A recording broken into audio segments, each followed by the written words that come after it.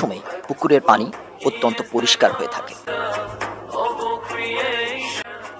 দর্শকবৃন্দ, ঐতিহাসিক এই সুরা মসজিদের পুকুরের পানি নিয়ে অনেক কথা মানুষের মনে মনে ঘোরে। অনেকেই বিশ্বাস করে যে এই সুরা মসজিদের পানি অনেক বরকতময়। অনেক দর্শনার্থীরা এসে এই পুকুরের পানি বোতলে করে ভরে নিয়ে যায়, দূর দূরান্ত থেকে আসে।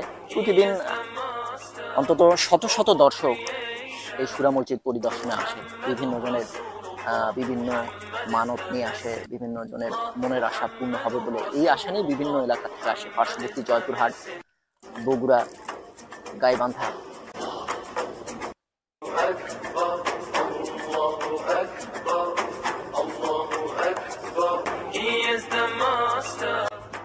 এই পুকুরটি নিয়ে স্থানীয়দের মাঝে নানান বিশ্বাস রয়েছে।